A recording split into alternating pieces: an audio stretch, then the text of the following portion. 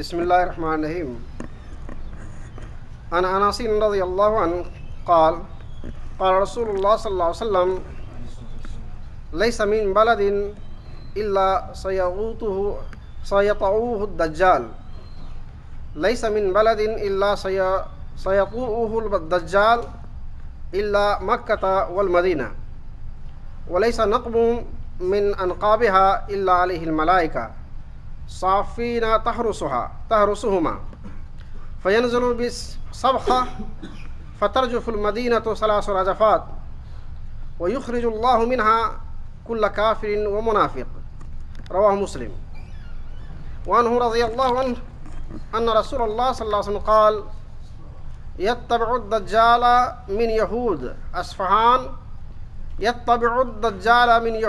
أسبحان 70,000 عليهم الطيالسة. رواه مسلم. عن أم شريك رضي الله عنها أنها سمعت النبي صلى الله عليه وسلم يقول لينفرن الناس من الدجال في الجبال. رواه مسلم. وعن عمران بن حسين رضي الله عنهما قال سمعت رسول الله صلى الله عليه وسلم يقول ما بين خلق آدم إلى قيام الساعة أمر أكبر من الدجال. رواه مسلم. انتهى اليوم. ترجمہ و تشریح. حضرت انس رضی اللہ تعالیٰ عنہ کی 2 روایت ہیں. پہلی روایت کا ترجمہ یوں ہے کہ رسول اللہ صلی اللہ علیہ وسلم کا ارشاد ہے کہ کوئی شہر ایسا نہیں جس شہر کو دجال نہ روندے سوائے 2 شہر کے، مکہ اور مدینہ کے، اور نہ کوئی ایسا راستہ اور علاقہ ہوگا یا کھائی ہوگی جہاں دجال پہنچے گا سوائے 2 جگہوں کے، مکہ اور مدینہ کے، جہاں فرشتے صف لگائے ہوں گے، سب بستے ہوں گے اور اس کی حراست، اس کی نگرانی کرتے ہوں گے. پھر وہ ایک شوریلی زمین، ایسی زمین جہاں بارش وغیرہ کم ہوا کرتی ہو یا وہاں پر پیداوار کم اگتے ہو، اس ایسی زمین پر دجال پہنچے گا. تو مدینے میں 3 مرتبہ زلزلہ آئے گا اور اس زلزلہ کے سبب مدینہ کے تمام کافر اور منافق مدینہ چھوڑ کے باہر نکل جائے گا. اس کو مسلم نے روایت کی. پھر حضرت انس کی روایت ہے، دوسری روایت، جس میں رسول اللہ صلی اللہ علیہ وسلم کی ارشاد گرامی ہے اسبہان ایک جگہ ہے، شاید آج اس کو اصفہان کہا جاتا ہو، لیکن اسبہان جو ایران کے علاقے میں پایا جاتا ہے، اسبہان، وہاں کی یہود 70,000 یہود دجال کا پیچھا کریں گے، ان کے ساتھ رہیں گے، ان کا اتباع کریں گے، جن کے اوپر سبز رنگ کے چادر ہوں گے. یہ مسلم کی روایت میں ہے. حضرت ام شریک رضی اللہ تعالیٰ عنہ فرماتی ہیں کہ میں نے رسول اللہ صلی اللہ علیہ وسلم کو فرماتے ہوئے سنا کہ لوگ دجال کے خوف سے پہاڑوں میں چھپ جائیں گے، پہاڑوں کی طرف بھاگ جائیں گے. یہ بھی مسلم کی روایت میں ہے. آخری روایت کی طرف چلتا ہوں. عمران بن حسین رضی اللہ عنہما کی روایت ہے کہ رسول اللہ صلی اللہ علیہ وسلم کو کہتے ہوئے سنا کہ آدم علیہ السلام کی پیدائش سے قیامت تک کے درمیان دجال سے زیادہ خطرناک کوئی امر نہیں واقع ہوا. 4 روایت بیان کیا. اس سب میں دجال کے خطرناک ہونے کا، اس کے معاملات کو مشکل ترین ہونے کا بیان کیا گیا کہ لوگ آبادی چھوڑ کر کے پہاڑوں کا رخ کر لیں گے. ایک رسول اللہ صلی اللہ علیہ وسلم فرمایا کہ قیامت یعنی انسان کی پیدائش سے، حضرت آدم علیہ السلام کی پیدائش سے قیامت تک کے درمیان اس سے زیادہ خطرناک کوئی معاملہ نہیں دجال سے. اس لیے رسول اللہ صلی اللہ علیہ وسلم نے پہلی حدیث میں بیان کیا، کافی اس سے یعنی اس انداز سے بیان فرمایا کہ لوگوں کو لگا کہ دجال ابھی پیچھے ہے، باہر شہر کے باہر جو باغیچہ ہے وہاں ہے دجال چھپا ہوا. تو اس انداز سے رسول اللہ صلی اللہ علیہ وسلم بیان کیا یہ دجال جلد ہی آنے والا ہے. اور ایک پہلی روایت جو ابھی پڑھی اس میں ہے کہ مدینہ کے پاس ایک شوریلی زمین پر دجال پہنچے گا تو مدینہ میں 3 مرتبہ زلزلہ آئے گا جس سے کافر اور منافق سارے کے سارے نکل جائے گا وہاں سے. مدینہ صرف اہل ایمان کے لیے ہو جائے گا اور خالص مومنوں کے لیے رہ جائے گا. آج اس میں ذرہ برابر نفاق اور کفر ہوگا وہاں نہیں رہے گا. اور آگے فرمایا یہ بھی سب ایک اصولی بات فرمایا کہ دنیا کی کوئی بھی سرزمین ایسا نہیں جہاں دجال نہ پہنچے. ہر جگہ دجال پہنچے گا. اور آگے اس کی رفتار تو بتا دیا گیا کہ بادل کے اور وہ بھی بادل جس کے پیچھے تیز تر ہوا ہو اس سے زیادہ رفتار ہے. تو بادل کو پوری دنیا سیر کرنے میں کتنا دن لگے گا اور تو وہ رفتار ہوگا کیا ہے دجال کا. تو پوری دنیا میں ہر جگہ چپے چپے چھان ڈالے گا سوائے مکہ مدینہ کے. جب یہاں پہنچے گا تو دجال کے سامنے جب گھسنا شروع کیا تو ہر طرف فرشتے صف لگائے ہوں گے.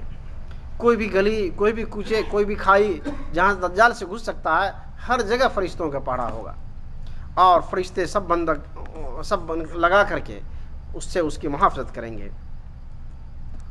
تو یہ آج کے حدیثوں کا خلاصہ ہوا. اللہ تعالی ہم سارے لوگوں کو حدیث سمجھنے اور اس پر عمل کرنے کی توفیق عطا فرمائے. سبحان ربک رب العزت عما یصفون وسلام علی المرسلین والحمد للہ رب العالمین.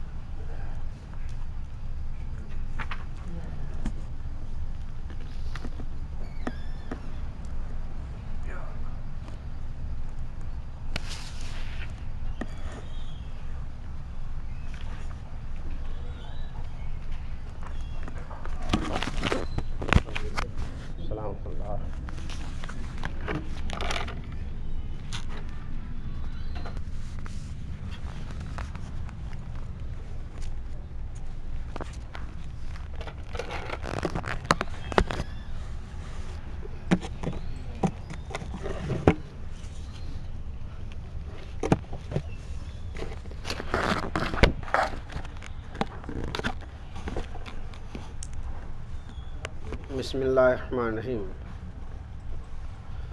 باب تحریم احداد المرأة على میت فوق 3 ایام الا على زوجها 4 اشہر و10 ایام.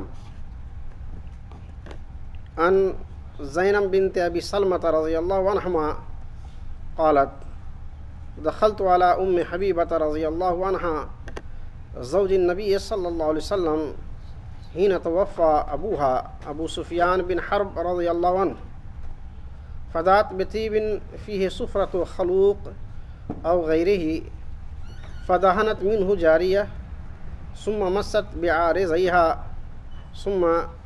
بعارضيها ثم قالت والله ما لي بالطيب من حاجة غير أني سمعت رسول الله صلى الله عليه وسلم يقول على المنبر لا يحل لامرأة تؤمن بالله واليوم الآخر أن تحد على ميت فوق 3 ليال إلا على زوج 4 أشهر و10. قالت زينب ثم دخلت على زينب بنت جهش رضي الله عنها حين توفى أخوها فدعت بطيب فمست منه ثم قالت أما والله ما لي بالطيب من حاجة غير أني سمعت رسول الله صلى الله عليه وسلم يقول على المنبر لا يحل لامرأة تؤمن بالله واليوم الآخر أن تحد على ميت فوق 3 إلا على زوج 4 أشهر و10. متفق عليه. انتهى اليوم. 3 دن سے زیادہ میت پر سوگ کرنا حرام ہے. البتہ عورت کے لیے خاوند کے سوگ کی مدت میں 4 مہینے 10 دن قرار دیے گئے ہیں. یہ بحث پہلے بھی گزری ہے. آج بھی اس باب کے ذیل میں اس کو بیان کیا گیا ہے اور میں نے صرف ایک حدیث پڑھی ہے چونکہ لمبی حدیث ہے اور مفہوم وہی مختصر سا مفہوم ہے جو پہلے آپ سے گزر چکی ہے. مفہوم یہ ہے کہ یعنی سوگ منانا، عام حالات میں سوگ منانا 3 دن کے لیے، کسی کے یہاں میت ہو جائے تو 3 دن تک سوگ منا سکتے ہیں۔ سوگ منانے کی شکل کیا ہو سکتی ہے؟ اس کی شکل یہ ہے کہ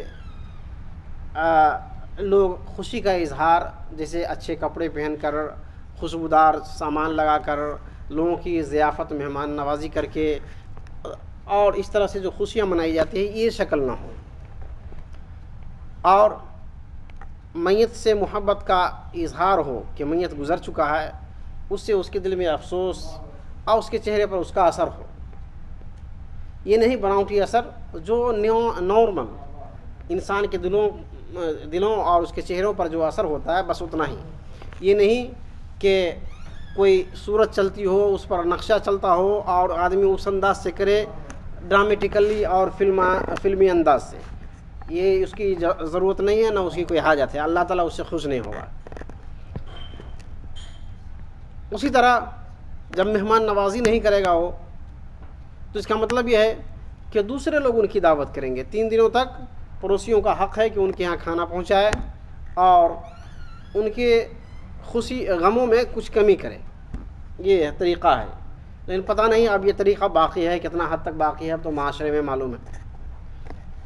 تو یہ جو ہے، یہاں پر ایک حدیث جو پڑھی گئی ہے، اس حدیث کے اندر 2 واقعہ کو ایک ہی آدمی بیان کر رہا ہے۔ 2 واقعہ الگ الگ واقعہ ہیں، الگ الگ حالات ہیں۔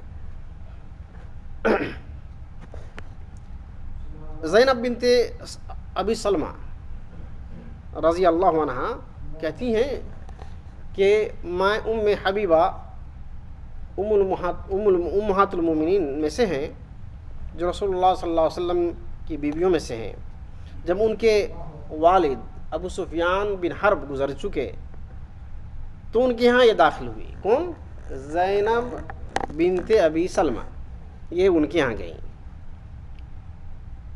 تو انہوں نے خوشبو منگائی، یعنی حضرت ام حبیبہ رضی اللہ عنہ نے یا رضی اللہ عنہما نے خوشبو منگائی، جس میں خلوق یا اس قسم کی کوئی خوشبودار چیز، اور زرد رنگ کا تھا، پیلے رنگ کا تھا، یلو کلر کا تھا۔ اس سے ایک غلام، ایک لڑکی کو، نوعمر لڑکی کو، چاہے غلام رہی ہو یا عام آزاد رہی ہو، اس لڑکی کو بلایا اور اسے وہ خوشبو لگائی، اب باقی خوشبو وہ اپنے چہرے پر ایسے مل لی۔ یہ حضرت ام حبیبہ رضی اللہ تعالیٰ نے کی، جو رسول اللہ صلی اللہ علیہ وسلم بیوی ہے۔ پھر وہ فرماتی ہیں، قسم خدا کی مجھے اس خوشبو کی کوئی ضرورت نہیں، مگر چونکہ میں نے رسول اللہ صلی اللہ علیہ وسلم کو منبر پر یہ فرماتے ہوئے سنا کہ کسی اس عورت کے لیے جو اللہ پر اور آخرت پر ایمان رکھتی ہے، حلال نہیں ہے کہ کسی میت پر 3 دن سے زیادہ سوگ منائیں، مگر اس عورت کے لیے جس کا شوہر مر جائے تو اس کے لیے 10 دن، 4 مہینے 10 دن ہیں۔ تو گویا یہ جو بات آئی ہے، یہ 3 دن گزرنے کے بعد کی بات ہے، چوتھے دن، یعنی جو ملنے گئی حضرت زینب بنت ابی سلمہ رضی اللہ عنہا نے، تو یہ ان کا دن چوتھا دن تھا ملنے کا، اور یہ مدت جو تھی 3 دن کی گزر چکی تھی۔ تو یہاں تو لکھا نہیں چوتھا رہا ہو 5واں دن، بار وہ ملنے گئی تھی، چوتھا ہو 5واں ہو جو بھی دن ہو، مگر قریب کا ہی وقت تھا۔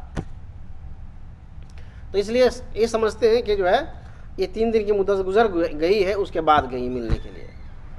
تو حضرت امہات المومنین میں سے حضرت ام حبیبہ رضی اللہ تعالیٰ عنہ نے خوشبو منگائی اور ایک لڑکی کو بھی لگا دیا، اور باقی جو رہا وہ اپنے چہرے پر مل لی، اور آگے فرماتی ہیں کہ میں نے ایسا اس لیے کیا، وجہ بتا رہی ہیں، میں نے ایسا اس لیے کیا کہ رسول اللہ صلی اللہ علیہ وسلم نے منبر پر بیٹھ کر یہ فرمایا تھا کہ کسی ایمان والی عورت جس کو اللہ پر ایمان ہو اور آخرت پر ایمان ہو، یعنی قیامت پر ایمان ہو، اس کے لیے حلال نہیں کہ 3 دن سے زیادہ تک سوگ منائیں، الا کہ وہ عورت جس کا شوہر گزر جائے تو اس کو 4 مہینے 10 دن تک کی اجازت ہے۔ یہ واقعہ ہے۔ پھر یہی زینب بنت ابی سلمہ فرماتی ہے دوسرے واقعہ رسول اللہ صلی اللہ علیہ وسلم کی دوسری بیوی کے بارے میں۔ وہ کہتی ہے کہ پھر میں زینب بنت جہش رضی اللہ تعالیٰ عنہ کے پاس گئی. یہ زینب بنت جہش یہ رسول اللہ صلی اللہ علیہ وسلم کی بیوی تھی. اور وہ بیان کرنے والی جو زینب بنت ابی سلمہ ہے وہ دوسری عورت ہے.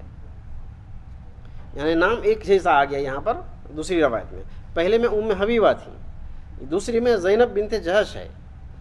تو ان کے یہاں یہ زینب بنت ابی سلمہ آئی جبکہ ان کا بھائی گزر چکا تھا. پہلے میں ان کے والد گزر چکے تھے حضرت سفیان بن حرب رضی اللہ تعالیٰ عنہ, دوسرے میں ان کے بھائی گزر چکے تھے زینب بنت جہش کے. جب یہ ان کے یہاں گئی تو انہوں نے بھی خوشبو منگائی.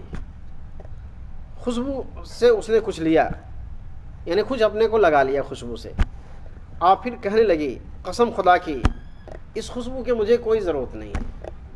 اب ظاہر سی بھائی گزر گیا ہے تو شوق ہوگا ہی, لیکن 3 دن کی مدت گزر چکی تھی. مر کہتی ہیں اس خوشبو اس لیے لگائی کہ رسول اللہ صلی اللہ علیہ وسلم نے فرمایا تھا ممبر پر کہ کسی عورت کے لیے جو اللہ پر ایمان رکھتی ہو اور آخرت میں ایمان رکھتی ہو, اس کے لیے حلال نہیں کہ 3 دن سے زیادہ کسی مردہ پر وہ سوگ منائے, سوائے اس کے کہ اس کا شوہر گزر چکا ہو تو اس کے لیے 4 مہینے 10 دن کی اجازت ہے. یہ بخاری اور مسلم کی روایت ہے. دیکھا واقعہ 2 ہے, مفہوم کلمہ جملہ تقریباً ایک ہی جیسے ملتے جلتے ہیں. اس میں ہدایت دی گئی ہمیں کہ عام مسلمانوں کا جو حکم ہے یا عام لوگوں کا حکم ہے کہ اس میں 3 دن سے زیادہ سوگ نہ منائیں, چاہے مرنے والا بھائی ہو, باپ ہو, صحابی ہو, غیر صحابی ہو, اللہ کا ولی ہو یا غیر ہو, سب کے لیے ایک ہی حکم ہے سوائے شوہر کے لیے, یعنی بیوی کے لیے اپنے شوہر مردہ شوہر کے لیے. اگر شوہر مر جائے تو اس کے لیے 4 مہینے 10 دن ہے, قرآن میں لکھا ہوا یہ بھی. یہ حدیث نے اس کی تاکید کر دی, اس کی تشریح کر دی. اس سے پتہ چلا کہ وہ لوگ جو 3 دن کے علاوہ بھی اگر کسی کے لیے ایسا کرتے ہیں تو رسول اللہ صلی اللہ علیہ وسلم کے خلاف بغاوت کرتے ہیں, قرآن کے خلاف بغاوت کرتے ہیں اور اللہ تبارک و تعالیٰ کے ساتھ بغاوت کرتے ہیں. یعنی 3 دن کے بعد آدمی کو اپنے کام پر لگنا جانا چاہیے.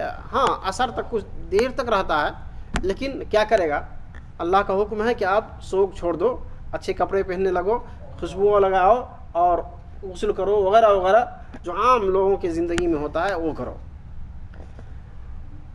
تو اسی سے آپ اندازہ کر لیجئے کہ جو لوگ اس کی خلاف ورزی بہت سے رسوم اور تقالید اور اولیاء اللہ کے جو ہے ان کے جو ہے مردے مرنے کے دن میں عرس کرنا وغیرہ وغیرہ کرنا اور خوشیاں منانا, سوگ منانا, کیا کیا اس میں چلتا ہے, یہ سب کے سب قرآن حدیث کے سپورٹ میں نہیں ہے. میں چاہتا ہوں کہ یہ علم سارے لوگ تک پہنچ جائے تاکہ اللہ اس کے رسول کے یہاں باز پرس نہ ہو اور اللہ تعالی ہمیں گناہگاروں میں شامل فرمائے. اللہ تعالی ہم سارے لوگوں کو اس بات کو دوسروں تک پہنچانے کی توفیق عطا فرمائے. آج جو لوگ حاضر ہیں اللہ تعالی انہیں صحت عافیت عطا فرمائے. مشاکل جو ہمارے پرابلم ہیں روزانہ کے اللہ تعالی اسے حل فرمائے اور رسول اللہ صلی اللہ علیہ وسلم کے بتائے ہوئے طریقے پر زندگی گزارنے کی توفیق عطا. سبحان ربک رب العزت عما یصفون وسلام علی المرسلین والحمد للہ رب العالمین.